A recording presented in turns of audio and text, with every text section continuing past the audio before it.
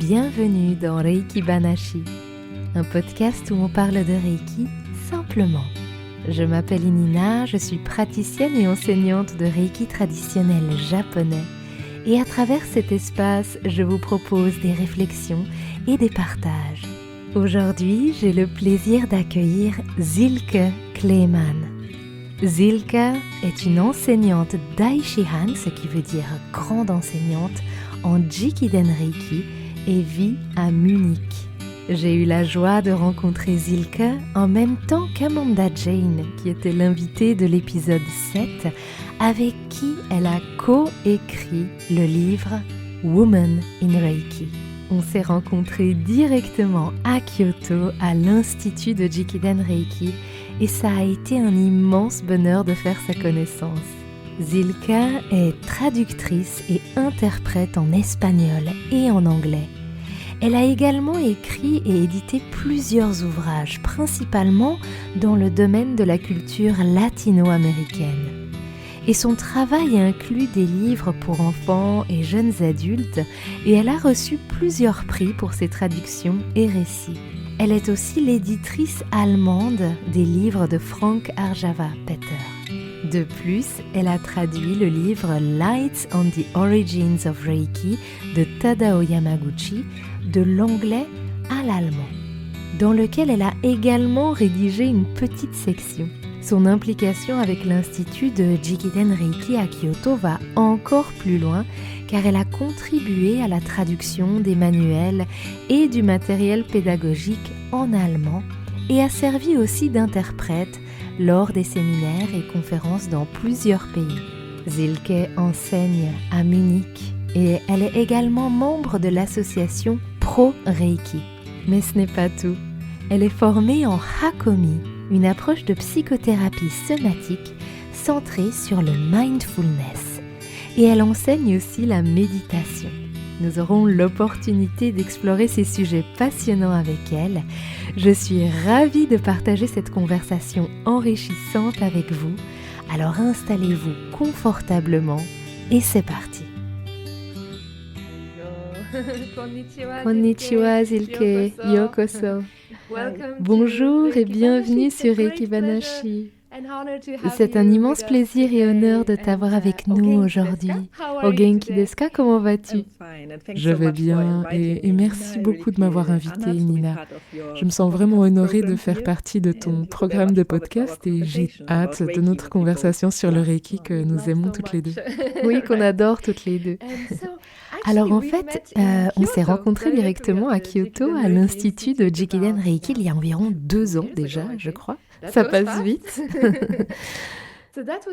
Et c'était au même moment que j'ai rencontré Amanda Jane, qui était l'invitée de l'épisode 7. Et donc, vous avez co-écrit ce livre Woman in Reiki, dont on va parler ensemble après. Et c'était merveilleux de te rencontrer dans ce contexte. C'était vraiment un moment spécial. Oui, on a eu de la chance. C'était à l'occasion d'un séminaire international qui avait lieu à ce moment-là. J'étais avec mon fils Carlo. On voyageait au Japon pendant environ 3 semaines.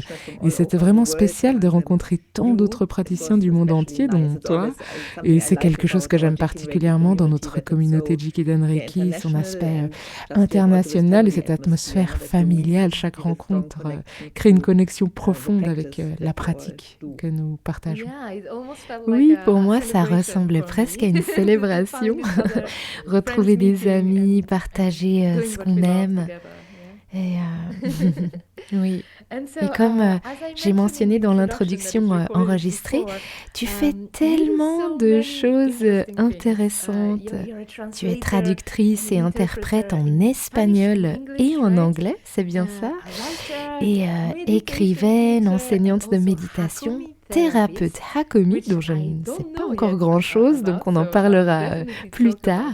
Et bien sûr, tu es enseignante de Reiki. Et tu vis à Munich, c'est bien ça? München. C'est juste? Oui, j'habite ici depuis maintenant 18 ans, mais je suis née et j'ai grandi à Cologne, un peu plus au nord. Mais aujourd'hui, Munich est ma ville. D'accord, et tu enseignes principalement à Munich ou aussi ailleurs? Non, seulement à l'occasion, si quelqu'un me le demande, j'ai donné des cours dans d'autres endroits du monde, mais ma pratique principale est ici à Munich. D'accord, parfait. Alors peut-être pour commencer, on va revenir un petit peu en arrière. Peux-tu nous parler de ton parcours avec le Reiki? Comment est-ce que tu as découvert cette pratique et qu'est-ce qui t'a attiré vers elle? Oui, j'ai découvert le Reiki pour la première fois en Argentine. Comme tu l'as mentionné, je suis aussi traductrice et interprète. Et à l'époque, j'étudiais à Cordova. Et puis, je suis tombée amoureuse d'un Argentin, donc j'ai continué à vivre là-bas. Et on avait tous les deux une prof de yoga, c'était en 98-99, vraiment il y a longtemps. Et un jour, notre prof a commencé à apprendre le Reiki et elle m'a proposé un premier traitement, un premier soin. Moi, j'avais jamais entendu parler, je me suis dit, le Reiki, qu'est-ce que c'est? Mais j'ai voulu essayer et ça a été une expérience incroyable. Je me souviens encore de la sensation de ce premier contact quand elle a posé ses mains sur ma tête, en particulier à l'arrière de la tête. J'ai ressenti cette impression de «Oh waouh, maintenant je suis connectée à tout l'univers». C'est une sensation très forte, quelque chose que j'avais jamais ressenti auparavant et qui a comblé comme un vide en moi. Tu le sais aussi, quand on donne des soins, en particulier pour la première fois, c'est toujours un grand honneur d'introduire quelqu'un à ce toucher, à cette connexion avec quelque chose de plus grand qui va au-delà du niveau personnel.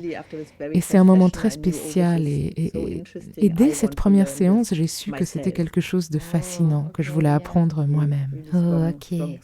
Oui, c'était une expérience très forte. Et à cette époque, on vivait à Cordova, qui est l'une des plus grandes villes, mais pas la capitale de l'Argentine. Et il n'y avait pas d'enseignant de Reiki. Ma prof de yoga apprenait, mais elle n'avait pas le niveau de maître enseignant. Donc on a dû parcourir 900 kilomètres jusqu'à Buenos Aires pour avoir la possibilité d'apprendre le Reiki à ce moment-là.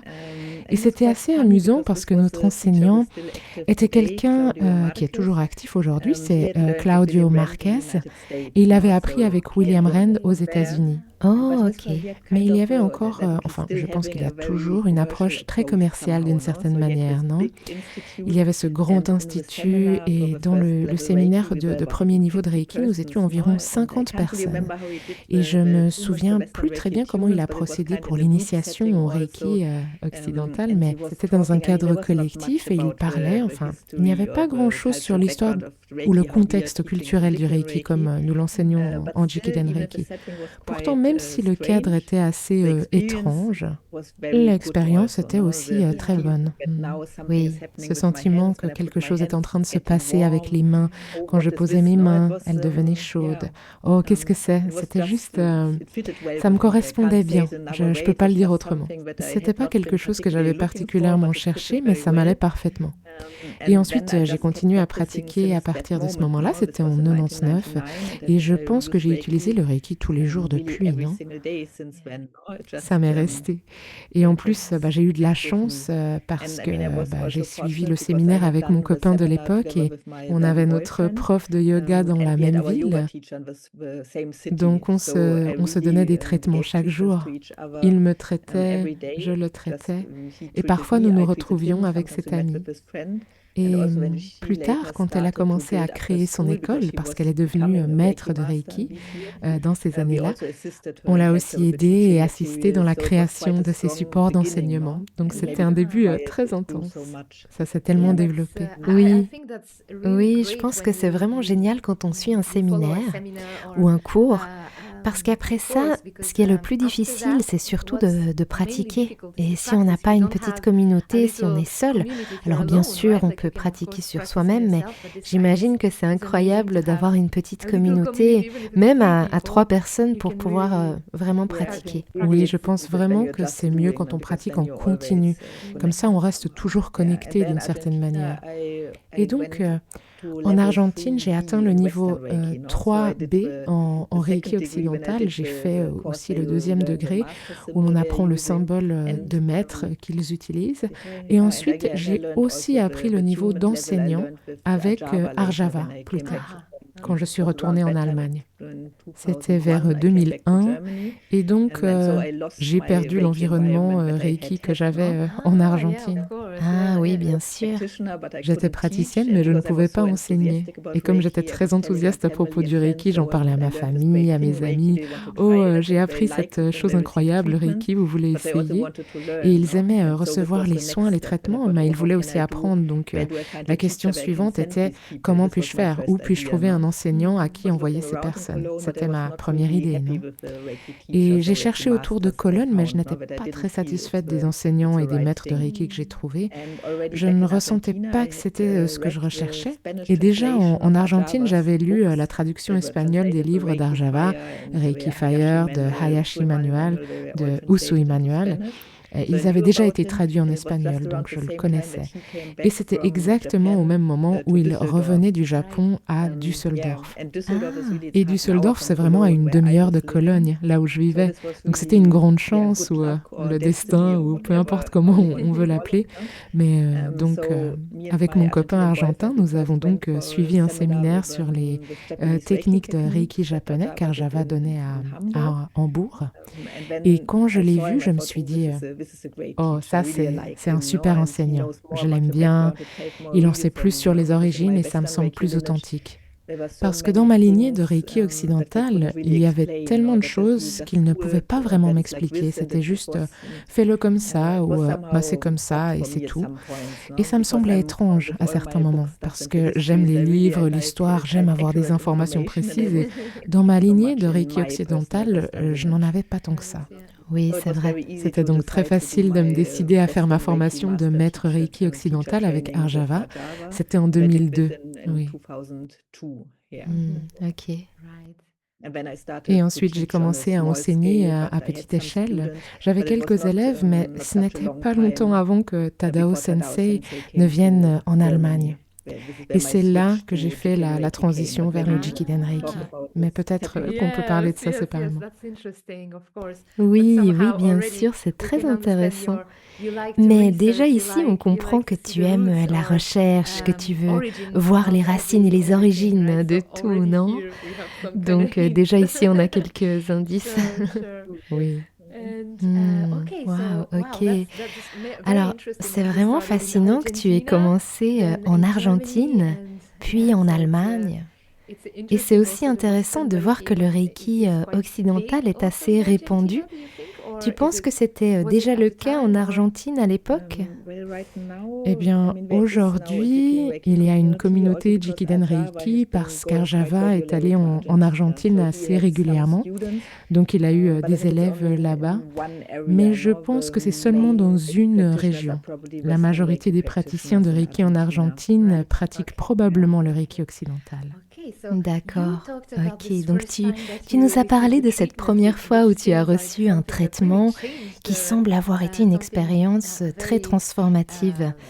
Mais est-ce qu'il y a eu un moment spécifique où tu as ressenti que le Reiki t'a profondément transformé sur un plan personnel ou spirituel?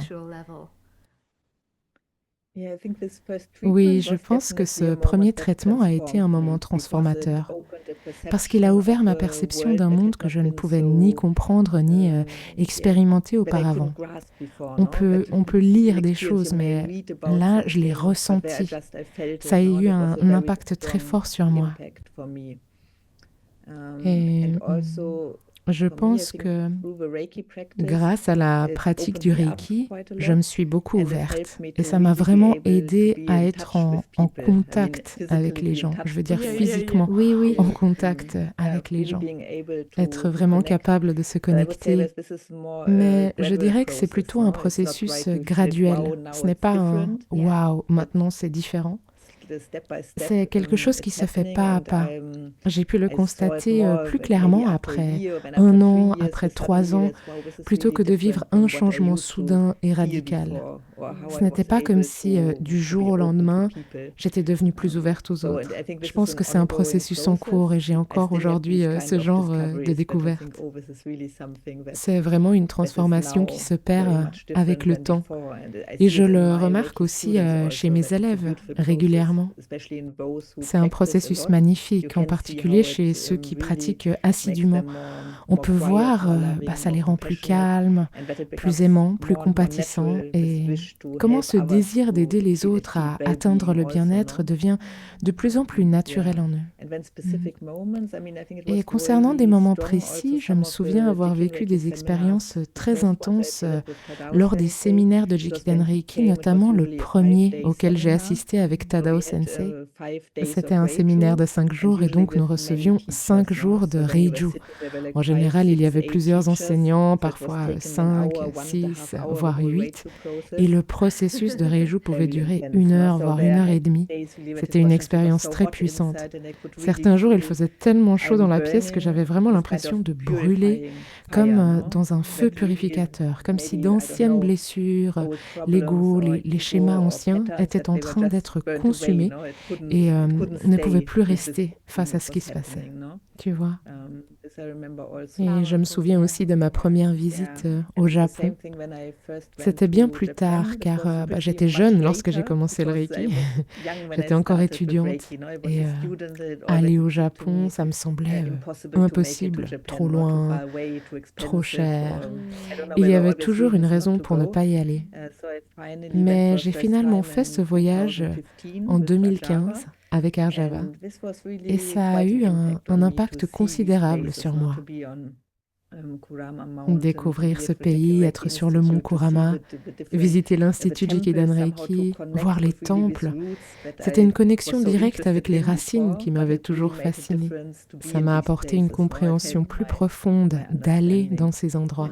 Aussi sur le plan culturel ou... Oui, je pense que ça m'a aidé à mieux saisir l'environnement dans lequel cette pratique a été développée. Quels étaient les éléments, les ingrédients qui ont contribué à sa spécificité. Et puis, il y a 2 ans, lors d'un autre voyage, j'ai visité Tokyo pour la première fois. Je suis allée sur la tombe d'Usui Sensei. J'ai été surprise par l'intensité de mes émotions devant cette pierre commémorative. Bien sûr, j'avais envie d'y aller, de lui rendre hommage, c'était une évidence. Mais ça a été une expérience bien plus forte que ce que j'avais imaginé. J'ai senti quelque chose qui me parlait, pas comme un fantôme, non, mais une connexion profonde avec cet héritage. J'ai ressenti à la fois une responsabilité et un immense bonheur de faire partie de cette lignée, de pouvoir transmettre cette pratique. Une vraie sensation de bonheur, de pouvoir faire partie de tout ça. Comme une connexion, n'est-ce pas? Oui, ça m'a donné cette sensation que tu es important. Dans le sens de l'individu, dans ce sens. Mais je l'ai vraiment senti. C'était un peu, je pourrais l'appeler une expérience spirituelle. J'aime ces moments inattendus où on pense savoir à quoi s'attendre et puis quelque chose se passe et waouh, qu'est-ce que c'est que ça? L'inattendu. Ok. Alors, tu as étudié différents styles de Reiki, comme tu l'as mentionné, et tu as commencé par le Reiki occidental. Mais aujourd'hui, tu enseignes et pratiques uniquement le Jikiden Reiki. Peux-tu nous expliquer ce qui t'a amené à faire ce choix? Oui, alors comme je l'ai dit, j'ai découvert le Jikiden Reiki lorsque Tadao Sensei est venu en Europe pour la première fois. C'était peut-être en Angleterre, je ne me souviens plus exactement de la chronologie, mais il est venu à Düsseldorf en 2004, invité par Arjava. Et Arjava m'en avait parlé pendant 2 ans en me disant si tu ne peux pas venir au Japon, alors au moins viens ici. À l'époque, la plupart des gens qui s'intéressaient au Reiki pratiquaient déjà le Reiki occidental et étaient souvent maîtres ou enseignants. Ce n'était donc pas forcément évident d'expliquer pourquoi il faudrait tout recommencer depuis le début avec le Jikiden Reiki. Aujourd'hui, on sait mieux quelles sont les différences et les bénéfices de cette approche. Mais à l'époque, ce n'était pas si clair. Pourtant, je faisais confiance à Arjava qui était très enthousiaste et j'ai décidé d'essayer. J'ai suivi tout d'abord le Shoden et Okuden et je me suis dit, voyons ce que ça donne. Et l'expérience a été très puissante, comme je l'ai mentionné plus tôt. Et ça m'a semblé différent du Reiki occidental, mais même au niveau des initiations et des traitements, j'ai ressenti quelque chose de plus ancré. Parce que dans le Reiki occidental, l'accent est très souvent mis sur le développement personnel, travailler sur ses propres blessures du passé, donner de l'énergie à ses projets futurs. C'est une approche très orientée sur moi, ma vie, mon bien-être, et c'est très bien, c'est très bien. Mais dans le Jikiden Reiki, il y a un autre focus, la communauté, que puis-je faire pour les autres. Et ici, les traitements sont destinés aux autres, ils sont plus centraux que l'autotraitement. Mais cela dit, quand on regarde Tadao Sensei ou Arjava, on voit bien qu'il y a aussi une dimension de réalisation personnelle. Prendre soin des autres ne signifie pas qu'on ne doit pas prendre soin de soi. Et c'est très intéressant. C'est ce qui m'a frappé aussi, c'est la façon dont Tadao Sensei utilise le Reiki. Il a grandi avec ça et pour lui, c'est quelque chose de totalement naturel. Et à l'époque, j'avais déjà 5 ans de pratique, mais pour moi, c'était encore quelque chose que je faisais de manière ponctuelle pour me détendre. Mais lui, il l'utilisait tout le temps, avec une confiance absolue. Peu importe la situation, il savait que le Reiki serait bénéfique. Et ça a changé ma façon de pratiquer. J'ai commencé à avoir plus confiance, à oser utiliser le Reiki, même dans des cas de maladies graves ou de crises importantes, pas pour guérir, mais pour apporter du soutien. Donc ça a changé ma pratique dans ce sens-là. Et un autre point important, c'est que j'avais commencé à enseigner le Reiki occidental, mais je n'étais pas toujours à l'aise avec le manque d'informations clair sur certains aspects. Par exemple, dans mon école de Reiki en Argentine, on racontait encore que Mikao Usui était un missionnaire chrétien qui avait étudié à Chicago. Donc ça n'avait pas vraiment de sens.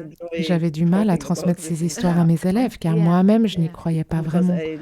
Et grâce au livre d'Arjava, je savais que l'histoire du Reiki était différente, mais même au-delà de l'histoire, je manquais de repères concrets sur certaines pratiques. Ou aussi sur quoi porter l'attention durant les traitements.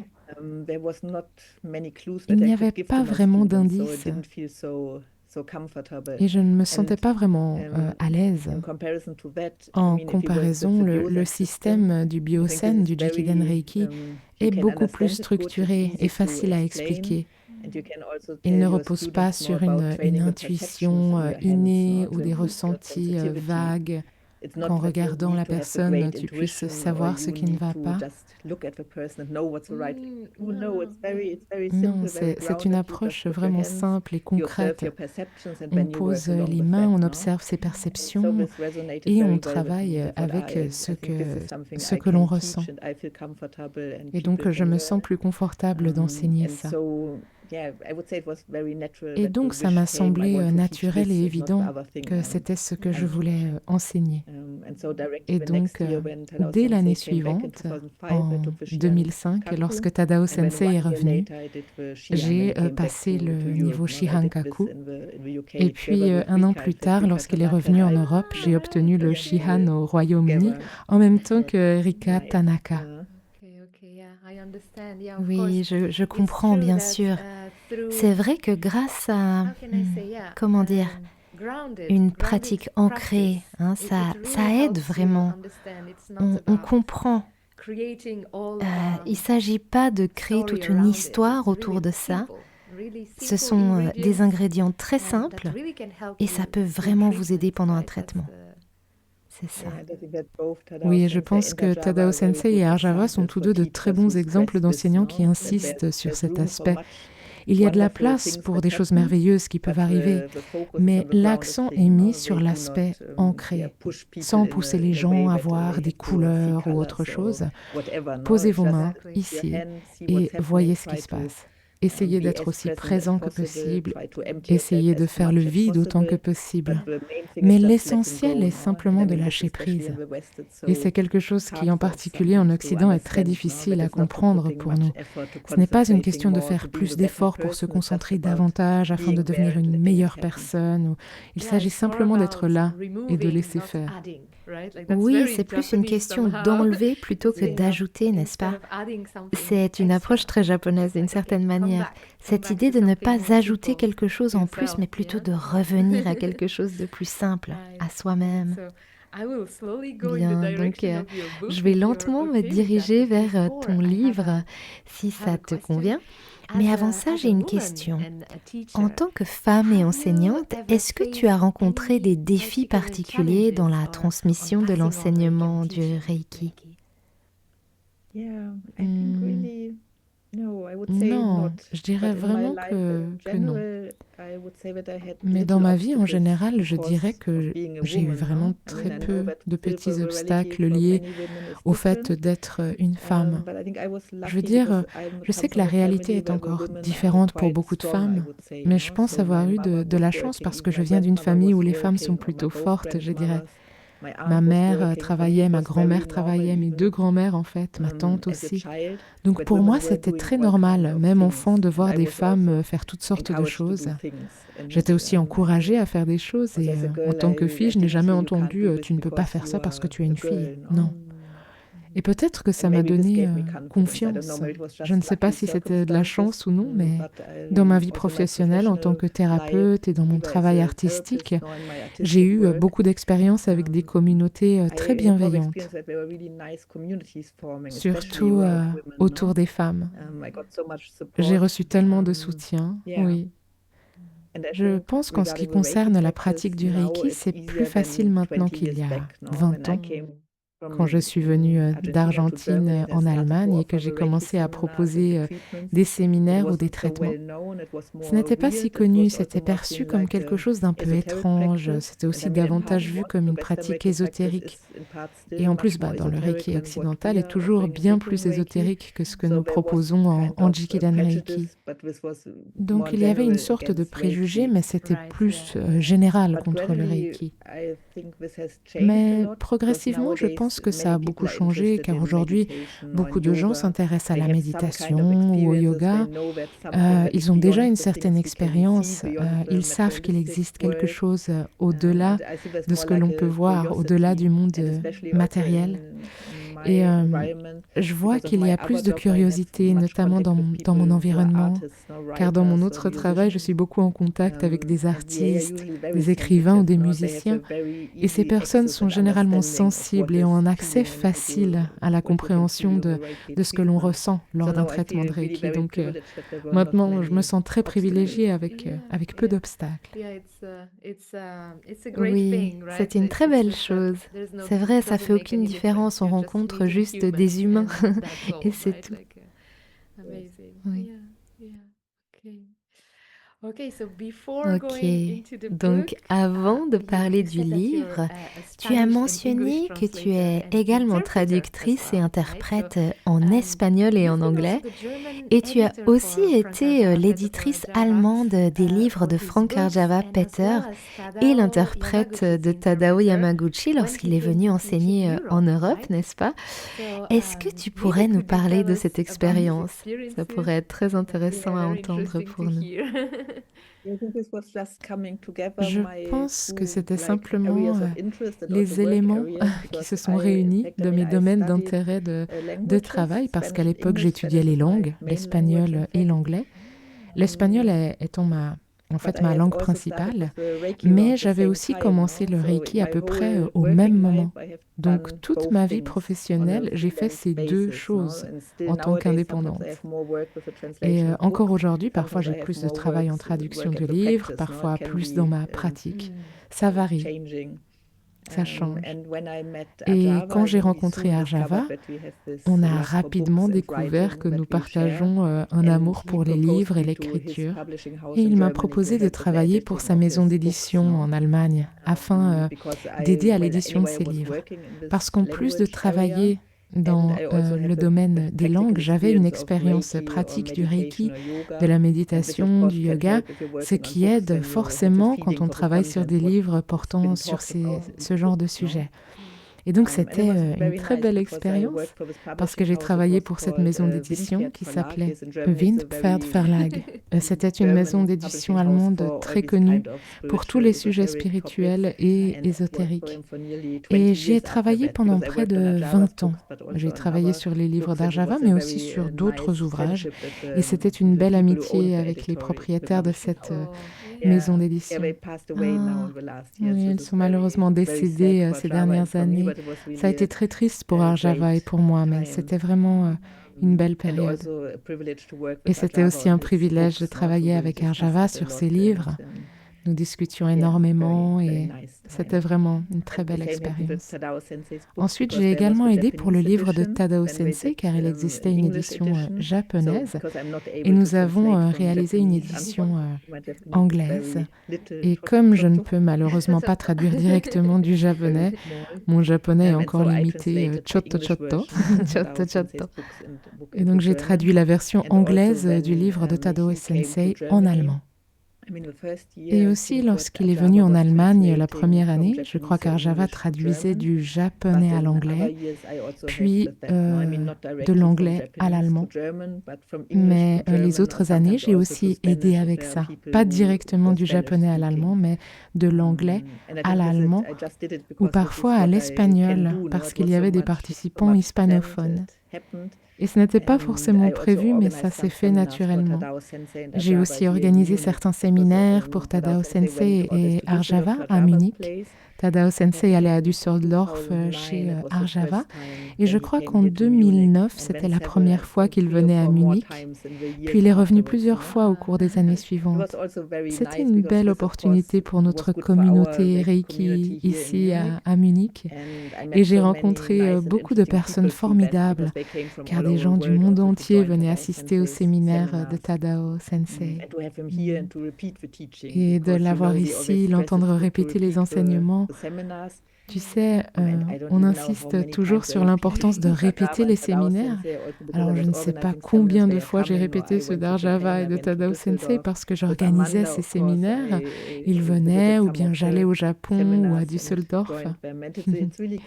Et avec Amanda aussi, nous avons participé à certains de ces séminaires et c'était vraiment bénéfique parce que chaque enseignant a une manière légèrement différente d'expliquer les choses.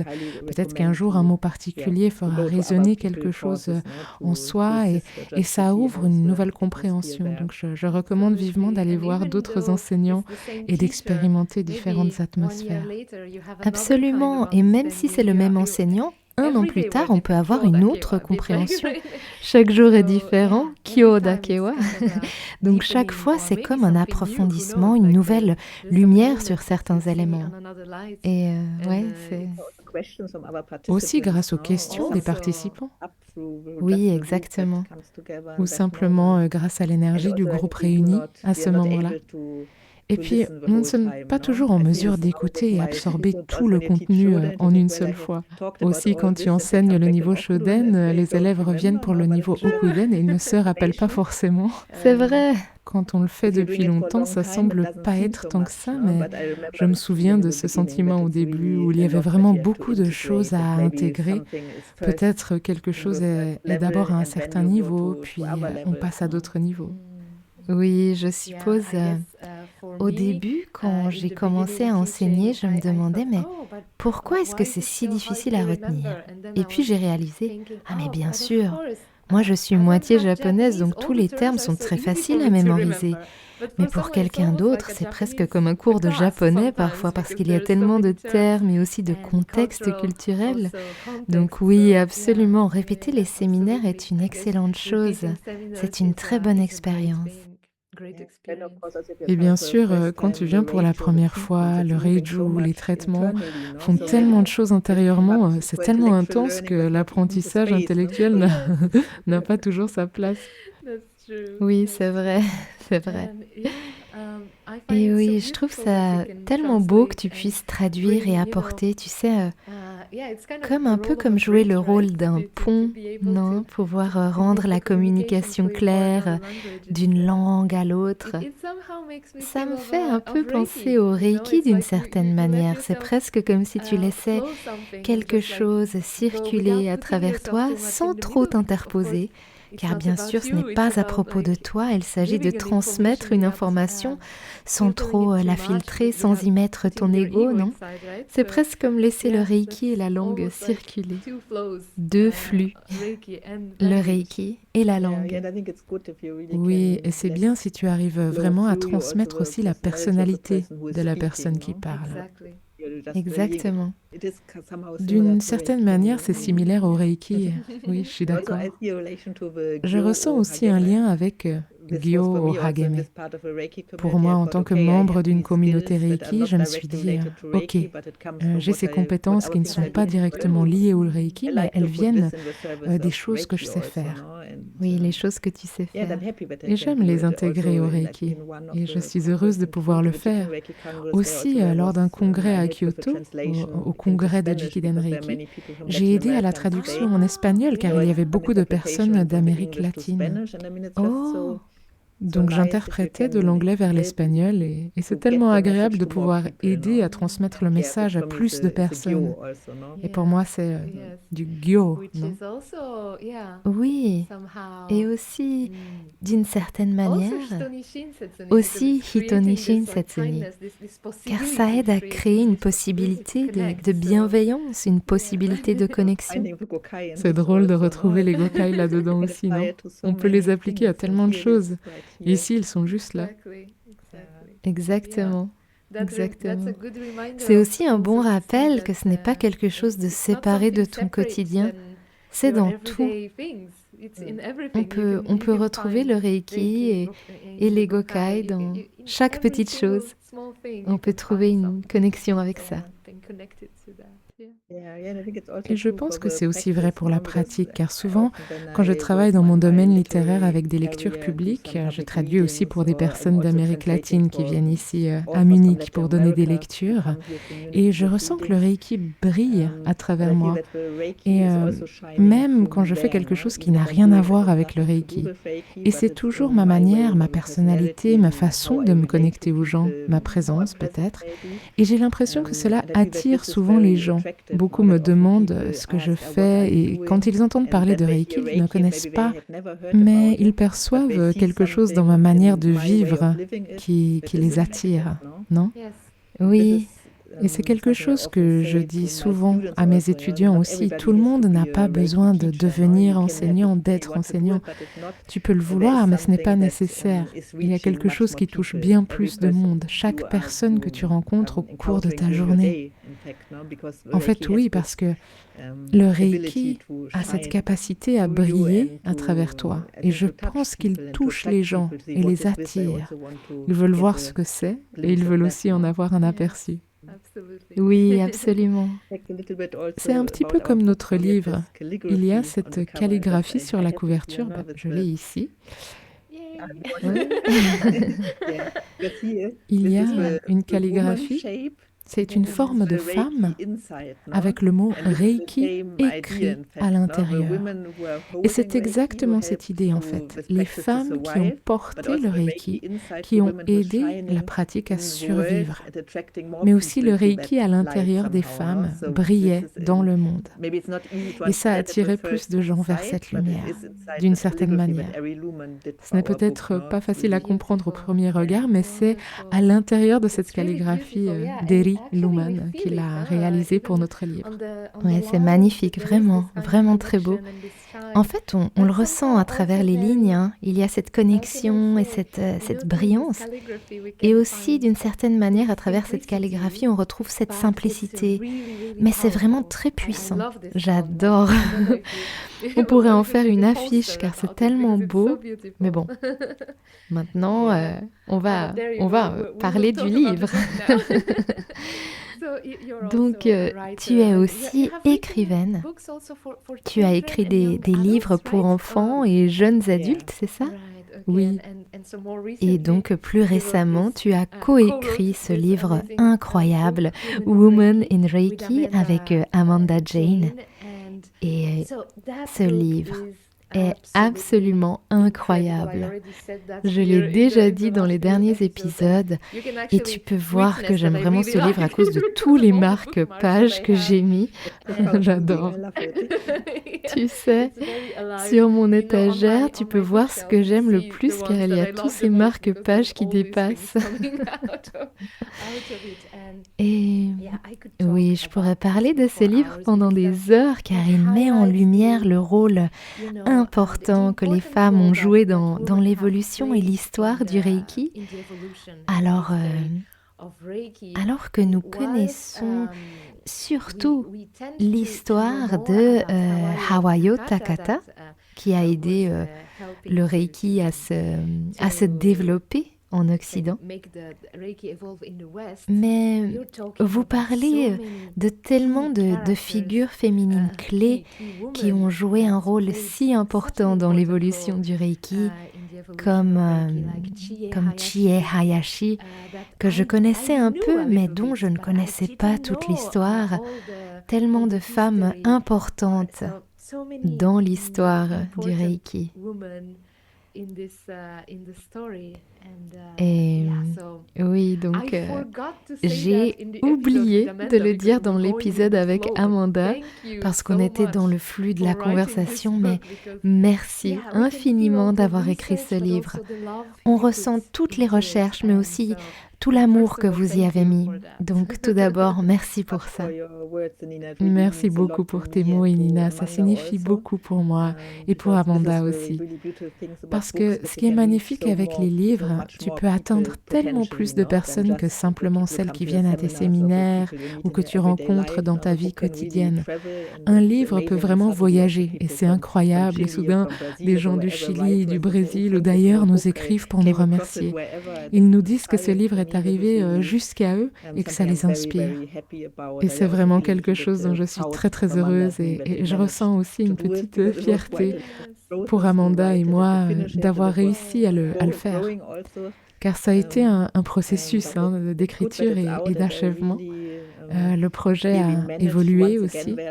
C'est bien qu'il soit sorti et nous avons vraiment réussi, encore une fois, à mettre un peu notre ego de côté et à ressentir ce qu'on voulait être transmis.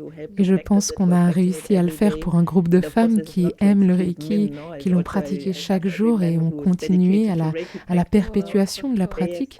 Et bien sûr, ce n'est pas pour exclure les hommes. J'aime chaque homme qui se dédie à la pratique du Reiki. Mais on a voulu mettre un petit projecteur sur les femmes qui pratiquent le Reiki.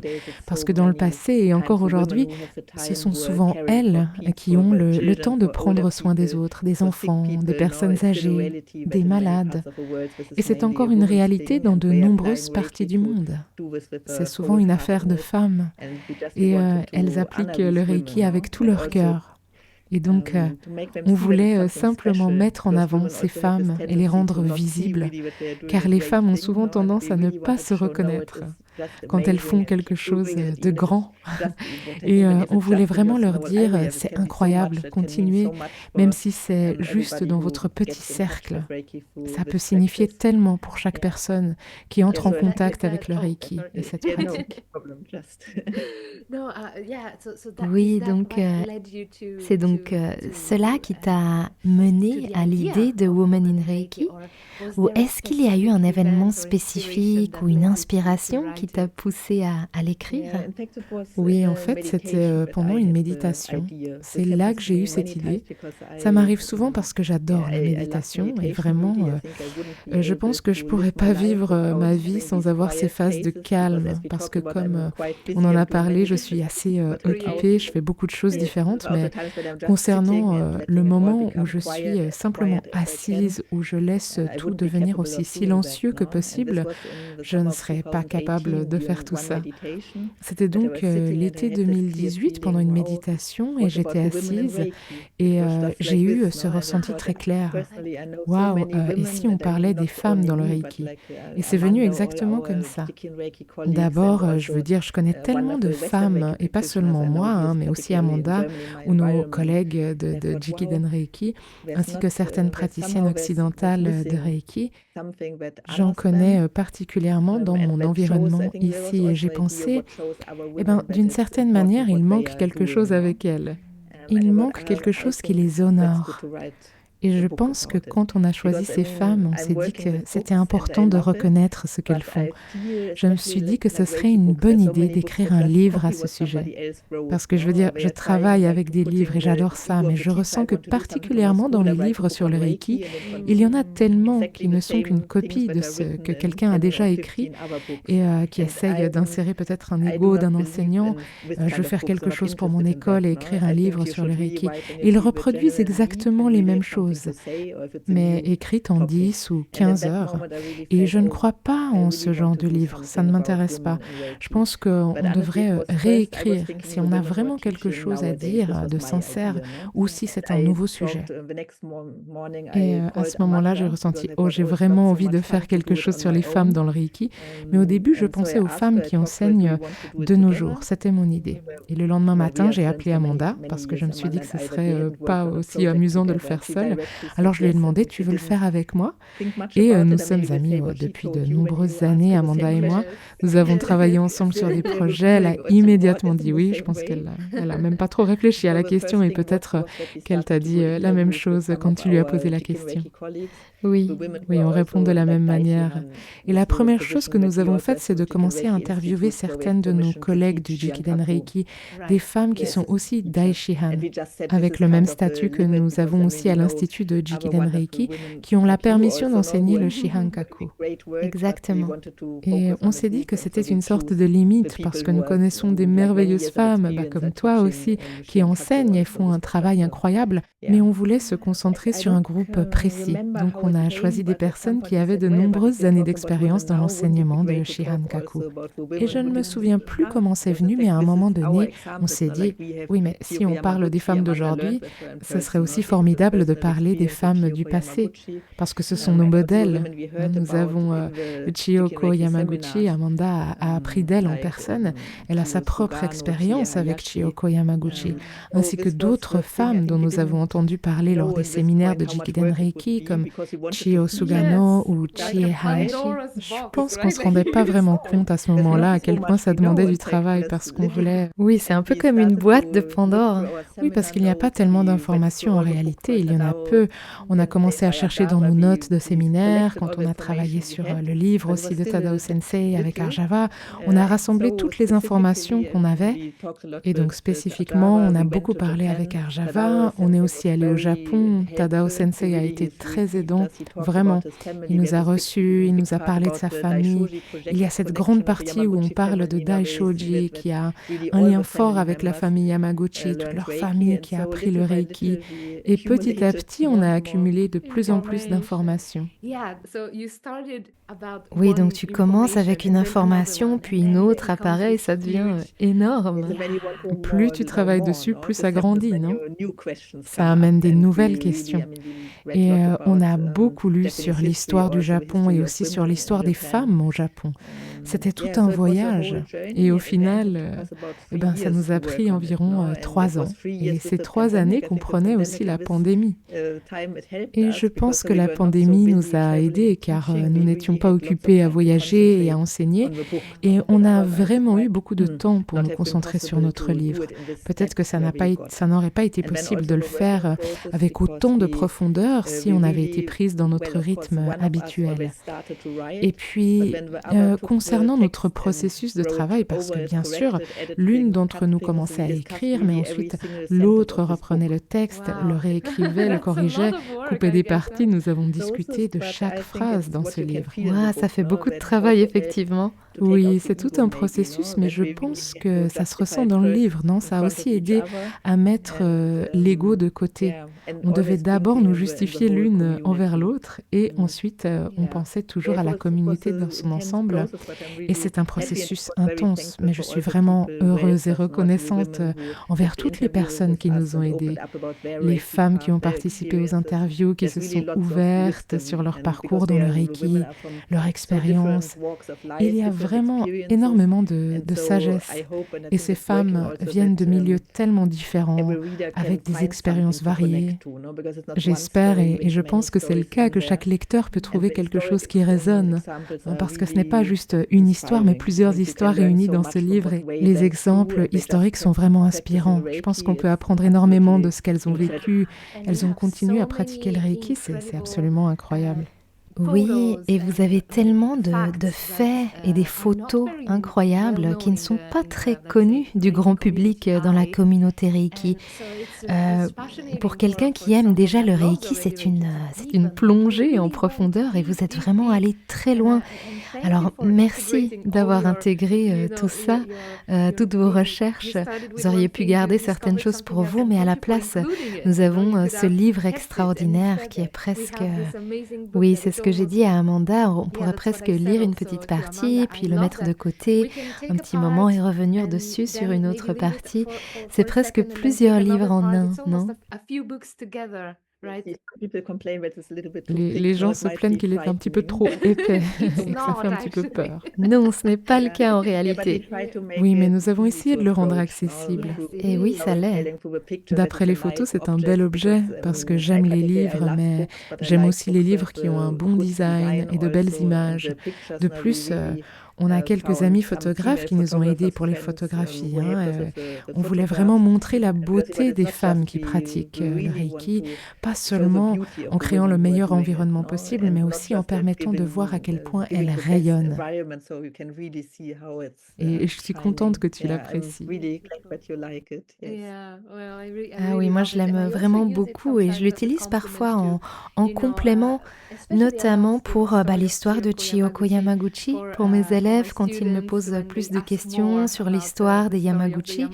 Il y a tellement d'éléments intéressants et je le recommande vivement à tout le monde. Et j'ai demandé à Amanda si vous prévoyez de le traduire. Peut-être peux-tu nous en dire plus parce que beaucoup de gens peut-être se demandent est-ce qu'on peut le lire dans une autre langue? Est-ce que c'est prévu? Oui, il aurait dû sortir en allemand il y a longtemps, mais je veux dire, c'est moi qui le traduis, mais je n'ai pas encore fini. J'en ai traduit environ un tiers et c'est parce qu'il y a toujours quelque chose qui se passe. Donc je n'ai pas pu me concentrer dessus. C'est plus facile parce que je peux le faire moi-même. Et on aimerait aussi le traduire en japonais. Parce qu'au Japon, les femmes sont moins au courant de l'histoire et de l'énorme contribution qu'elles apportent dans nos pays occidentaux. C'est quelque chose qu'on aimerait vraiment voir se réaliser. Mais comme le livre est très épais, ce n'est pas un processus facile. Trouver un traducteur est une chose, mais au Japon, on aurait vraiment besoin d'une personne ayant une vue d'ensemble sur tout le processus pour pouvoir tout organiser. Pour les langues occidentales, je peux superviser moi-même, mais au Japon, je ne peux pas. Donc oui, j'espère qu'on pourra faire plus à l'avenir parce que les gens demandent une traduction en français, en espagnol, en portugais aussi. Croisons les doigts. Oui, croisons les doigts. Mais pour l'instant, on espère que l'anglais, je veux dire, ce n'est pas un niveau de langue très compliqué. Je pense que c'est très compréhensible. Mais en tant que traductrice professionnelle, je comprends qu'une compréhension plus profonde est possible dans sa propre langue. Ça serait mieux, oui. Il nous faut peut-être demander un peu d'énergie. Oui, pour pouvoir organiser la traduction. En tout cas, merci beaucoup d'avoir écrit ce livre. Je le recommande vraiment à nos auditeurs et aux personnes qui regardent la vidéo.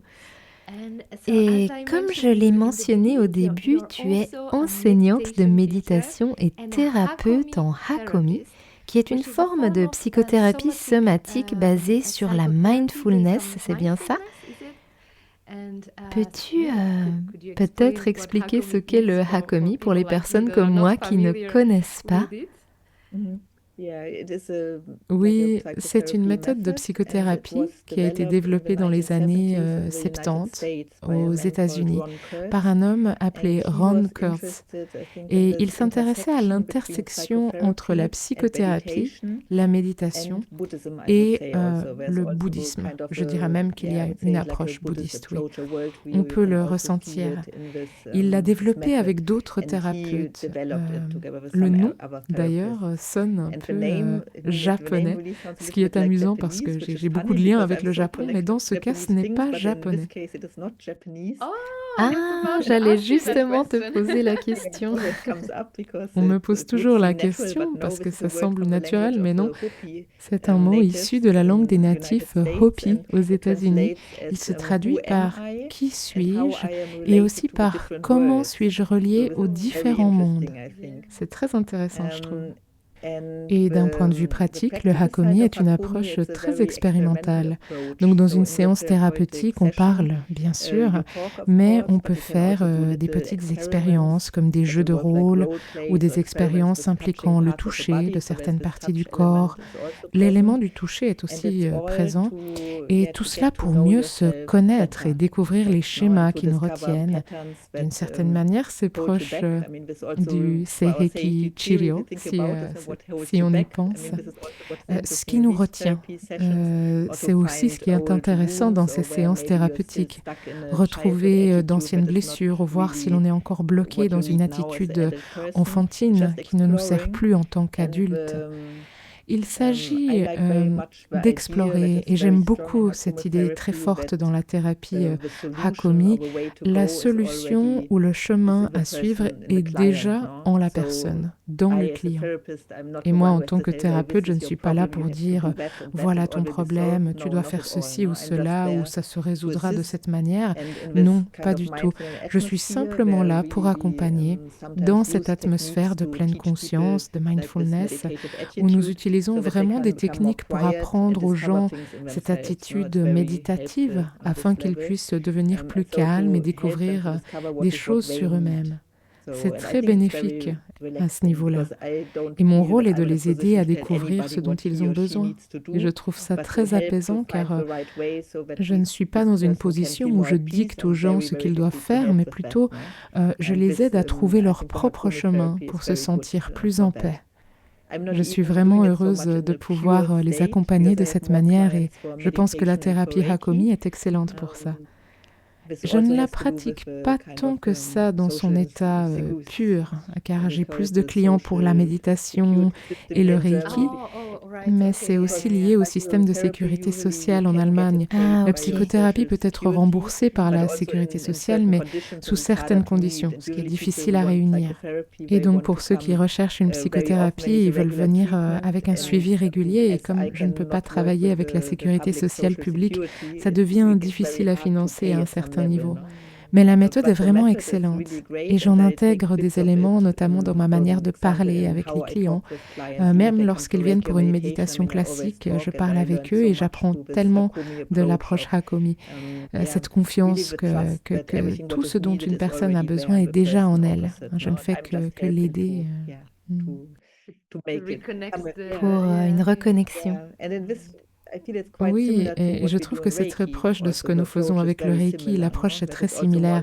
Nous faisons confiance au fait que dans un traitement régulier, la personne peut se connecter à ce dont elle a besoin avec l'énergie Reiki. Oui. D'ailleurs, c'était ma prochaine question. Trouves-tu des liens entre le Reiki et le Hakomi?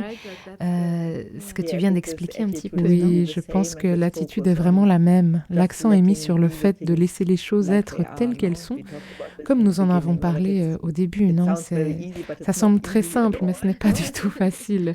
Dans les deux méthodes, il s'agit d'apprendre à être simplement avec ce qui est.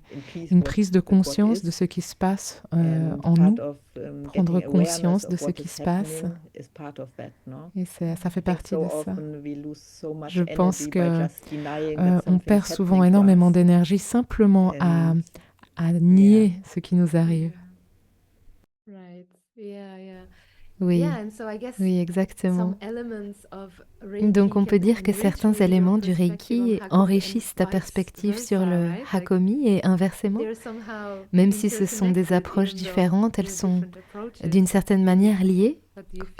Qu'en penses-tu? Oui, je veux dire, personnellement, je me sens plus à l'aise avec ma pratique du Reiki, peut-être parce que je le fais depuis si longtemps, mais aussi parce que j'ai vraiment ressenti tant de bienfaits à simplement me faire confiance vis-à-vis de l'énergie et à sortir de ce mode d'analyse, d'observation du problème et de réflexion excessive pour trouver une solution. Je ressens vraiment que se laisser simplement aller aux intuitions qui peuvent venir pendant nos traitements sans forcément mettre des mots dessus. Il se passe tellement de choses, mais c'est difficile de les traduire avec des mots. Mais avec les prises de conscience, quelque chose change. Et je ressens que, en particulier dans notre culture, c'est d'autant plus nécessaire. Nous sommes davantage dans l'autre côté où on utilise beaucoup une approche rationnelle. Et j'aime les deux, hein. Je ne veux absolument pas dire qu'on ne devrait pas le faire, mais parfois juste ressentir le corps, laisser les choses se détendre et se résoudre. C'est ce que le Reiki peut offrir de mieux. Et c'est une méthode si chaleureuse. Elle donne vraiment cette sensation d'être un petit enfant blotti contre son parent. Tu vois, il y a cette chaleur. Oui, et les gens l'acceptent plus facilement. Et je pense qu'il se passe beaucoup de choses dans cet espace-là. Donc personnellement, je préfère travailler avec ça. Et bien sûr, avant, je parle un peu avec la personne pour comprendre son problème ou ce qu'elle recherche. Et ensuite, après le traitement, nous parlons de ce que nous avons ressenti, des conclusions, de la manière dont la personne se sent avant et après. Et tu sais, grâce à ta propre pratique, c'est incroyable de voir à quel point les gens changent. Même après seulement une demi-heure ou une heure de traitement, on peut le voir sur le visage de la personne. Les choses se remettent en place. Et c'est vrai aussi pour moi-même. Je reçois les traitements de Reiki maintenant. Maintenant que je vieillis un peu, j'essaye d'en recevoir moi-même. Avec mon collègue Joe, on pratique le Jikiden Reiki ensemble depuis 18 ans maintenant. Oh, donc on essaye de se voir toutes les 2 semaines et nous nous donnons le Reiju et les traitements l'un à l'autre. Et à chaque fois que je m'allonge, je suis surprise quand ses mains se posent sur moi et je ressens «Ah, c'est tellement agréable». Je pratique depuis 25 ans maintenant, mais il y a toujours ce moment de surprise qui est juste merveilleux, cette sensation de fraîcheur à chaque fois. Oui, je pense que c'est tellement important, surtout quand on enseigne, de continuer à pratiquer et pas seulement à enseigner, non? C'est un piège dans lequel beaucoup d'enseignants tombent, n'être que dans l'enseignement et de ne plus recevoir de traitement ni de pratiquer pour soi-même. Donc, ouais, je ressens aussi la même chose. À chaque fois que je reçois un traitement, je me dis, ah, c'est génial. Bien sûr que ça l'est, sinon on ne l'enseignerait pas, non? Mais c'est une confirmation. Oui, ça fonctionne vraiment. Oui, et je pense aussi que le fait de recevoir est important en tant qu'enseignant. Et quand nous faisons des rencontres d'échanges Reiki ici, je fais toujours en sorte de recevoir aussi. Je pense que c'est important que les étudiants voient que ce n'est pas parce que je suis l'enseignante que je suis toujours bien et que je n'en ai pas besoin. Ce n'est pas comme si j'étais au-dessus de tout ça, n'est-ce pas? Oui. Et c'est aussi tellement agréable de donner en retour. Je vois à quel point ils aiment me donner un traitement. Et ça me fait du bien de voir leur joie, ça les motive à continuer. Je trouve ça très beau dans le Reiki. Et ce qui est intéressant, c'est que dans l'enseignement du Hakomi, il y a aussi ce moment où on est parfois le receveur ou parfois celui qui offre l'espace. Et je pense que c'est un très bon système d'apprentissage qui ne fige pas dans un rôle unique. Je n'ai pas besoin d'être toujours la personne qui donne et résout les problèmes. Je peux être les deux. Recevoir est quelque chose que nous devrions tous pratiquer davantage. Ça aide à rester humble, à comprendre que nous faisons partie d'un échange. Et dans le Jikiden Reiki, j'apprécie énormément cette idée de donner et recevoir de manière équilibrée. Oui, c'est vraiment créer cet équilibre naturellement. Et c'est incroyable, n'est-ce pas? Ressentir cette communauté, qu'on peut compter les uns sur les autres et que nous pouvons donner et recevoir en même temps. Absolument. Magnifique. Alors, Zilke, j'ai une question que je pose à chaque invité sur Reiki Banashi. Et cette question est, si tu avais la chance de rencontrer Mikao Usui Sensei aujourd'hui, que lui demanderais-tu ou que lui dirais-tu? Ou les deux? Oui, je pense, bien sûr, à un niveau intellectuel ou pratique, j'aurais beaucoup de questions. Mais si je l'avais devant moi en ce moment, je crois que je serais simplement poussée à lui dire un immense merci, parce que j'ai tant de respect pour ce qu'il a offert au monde. Juste lui dire waouh, c'est tellement incroyable cet outil qu'il nous a transmis, qui nous aide encore aujourd'hui et nous permet de donner à une autre personne cette clé vers la réalisation de l'unité. Je pense que plus on réalise cette unité, plus cela devient naturel de vouloir que chaque personne aille bien. Et on voit alors que le bien-être de chacun contribue au bien-être de tous et aussi à notre propre bien-être. Et je crois que c'est le cadeau le plus incroyable et le plus beau qu'il nous ait fait. Et oui, je lui dirais simplement merci et je lui demanderais aussi de me donner la force de continuer parce que c'était son souhait que le Reiki se répande dans le monde, qu'il puisse atteindre le plus grand nombre de personnes possible. Donc oui, je lui demanderai son soutien pour poursuivre cela dans le cadre qui est le nôtre aujourd'hui. Magnifique, magnifique, oui. Cet état de gratitude, oui, c'est vraiment... et en même temps, cette force. Mais j'ai l'impression, tu sais, que quand on enseigne, il y a cette aide qui vient d'une manière ou d'une autre, non? Oui, absolument. Et c'est aussi tellement beau de sentir qu'il se passe quelque chose qui nous dépasse, qui est plus grand que notre petit soi personnel. Magnifique. Oui. Alors je pense que nous arrivons lentement à la fin de cet épisode, mais y a-t-il quelque chose que nous n'avons pas abordé et que tu aimerais partager avec nous aujourd'hui? Moi, je pense que tu as abordé pas mal de sujets. Oui, c'est vrai. Mais maintenant, peut-être que le sentiment que j'ai en ce moment, parce qu'on parle, comme on l'a dit au début, de la pratique, de ce qui nous épanouit et de nous sentir les uns les autres. Et j'aime vraiment cet espace que tu offres maintenant avec Reiki Banashi, pour les gens que tu invites, mais aussi pour notre communauté plus large. Et cela, encore une fois, me donne un grand sentiment de gratitude et d'inspiration. Parce que je crois vraiment que les bonnes choses se connectent réellement d'une personne à l'autre et que c'est contagieux. Et donc, oui, juste te dire merci Nina de rendre ça possible. Et j'espère que ceux qui écoutent ou regardent qu'ils puissent ressentir cette flamme qui brûle.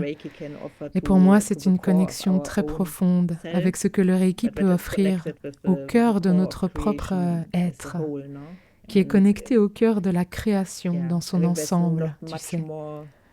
Je pense qu'il n'y a pas de chose plus belle dans la vie que d'aider les gens, un peu comme le premier traitement Reiki que j'ai reçu. Oui, oui.